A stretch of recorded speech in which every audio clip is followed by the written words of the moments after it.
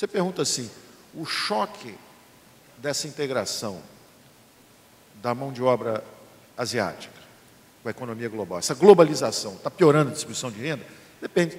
É possível que em um Estado nacional ocorra isso sim.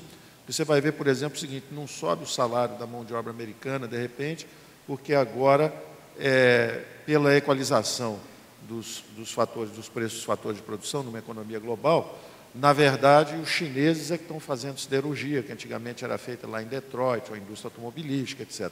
Então, parece que o capitalismo é anárquico, é caótico e piora a renda. Mas não é. Na verdade, ele está tirando 3 bilhões de pessoas da miséria. Ele está melhorando a distribuição de renda global. Agora, se nós não estamos preparados para nos integrarmos à economia global, nós vamos continuar miseráveis. Quer dizer, o fato de Cuba, por exemplo, se recusar a se integrar, o que significa é o seguinte, é que ela continua miserável, ela continua muito miserável, muito pobrezinha. E não adianta, por mais que ela diga, olha, somos homogeneamente miseráveis nessa nova ordem, isso não vai trazer felicidade para o pessoal. Vai trazer aquele encantamento, aquele pensamento mágico, enquanto o grande pai estiver vivo, somos todos felizes. O dia que o Fidel morrer, está todo mundo infeliz de repente, as moças vão vender o corpo, os cubanos com recursos vão voltar de Miami, vão comprar tudo, quer dizer, vem um pesadelo sobre eles, sobre a visão de mundo deles. Então, nós não temos como fugir disso. Então, da mesma forma que o capitalismo, não é o capitalismo, alguém acha que o capitalismo foi inventado? Alguém realmente acredita que o Adam Smith inventou o capitalismo, ou alguns barões ingleses inventaram, ou alguns americanos? Não foi. Os fenícios praticavam a troca, eu até achei interessante a abertura do programa hoje, do nosso painel, os fenícios praticavam. O que acontece com os mercados é mais ou menos o que aconteceu com a democracia, são círculos concêntricos que incluem cada vez mais. Eram os fenícios, depois foram os gregos, depois a civilização macedônica, e de vez em quando há grandes períodos de fechamento. A humanidade entra na umidade das trevas, depois ela volta, reage, um impulso vital de novo e começa a se expandir. Mas é como a linguagem. Quem inventou a linguagem? Ninguém inventou a linguagem é um trato humano que surgiu. Surgiram os mercados, surgiram os governos, surgiram as moedas. E nós temos é que nos adaptar a isso e usar esse instrumental, esse capital institucional eficientemente. Eu até, no caso dos Estados Unidos, viu, Ciro, eu até, às vezes, acuso um pouco essa, digamos assim, essa percepção de que as sociedades são mais ou menos como máquinas de engenharia, que basta botar um cara lá no controle. Isso é uma visão, inclusive, equivocada econômica. Essa ideia que eles têm de que a economia é ciência exata, que basta apertar o manche lá, e aí o Fed faz a economia voar, depois ele freia, depois ele faz voar de novo, esse teco-teco vai cair, já está caindo, e não pode puxar a manivela quantas vezes quiser, você está vendo lá que não funciona mais. Né? Nós éramos campeões disso, nós também trocávamos o presidente do Banco Central a cada 6 meses, e ele sempre apertava a manivela, empurrava um pouquinho para cima. O que está acontecendo nos Estados Unidos hoje é um fenômeno clássico, a inflação está começando a aparecer, ao mesmo tempo está tendo um desaquecimento econômico, eles vão falar, mas como assim, recessão com inflação? A gente fala assim, nós sabemos disso há mais de 50 anos no Brasil. Recessão, inflação, moeda tomando uma queda, isso Agora, ao mesmo tempo, eu não quero ser injusto com a sociedade que melhor representa a grande sociedade aberta. Você vê que você deu aula lá, eles te chamaram. Você vê que entram 1.700.000 imigrantes por ano lá. Isso é uma coisa de maluco. Quer dizer, na verdade, 1.300.000 imigrantes. Eles criam 1.700.000 empregos por ano e 1.300.000 imigrantes por ano. São russos, são brasileiros. O sujeito está passando fome em Governador Valadares, desempregado. Ele pega um avião, entra lá, faz uma entrega de pizza, são $1.500 por mês e está vivo.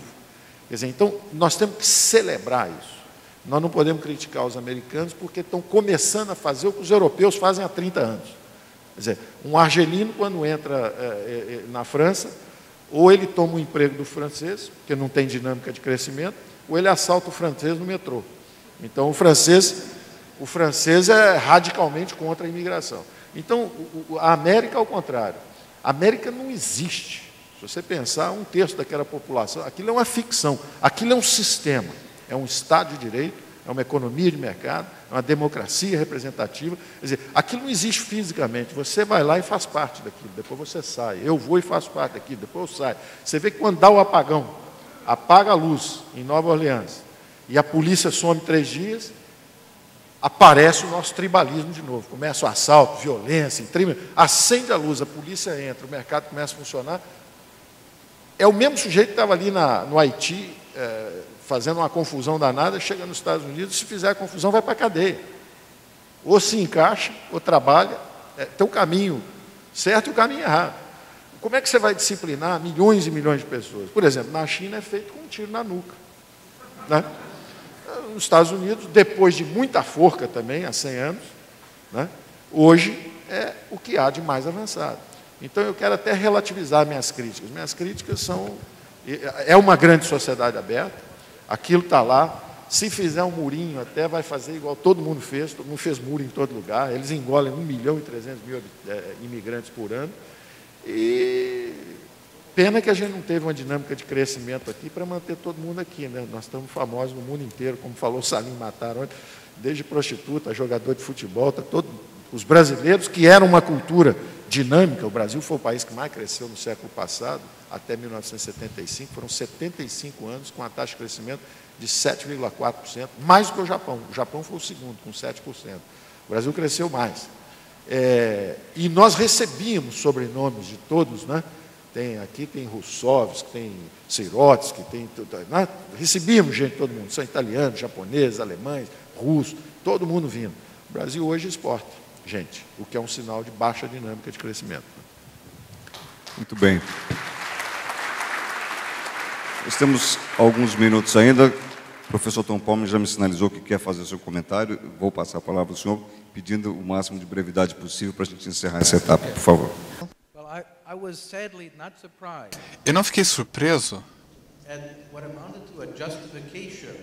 em relação à justificação da política americana. Esse muro é algo criminoso. Ele tem que ser derrubado.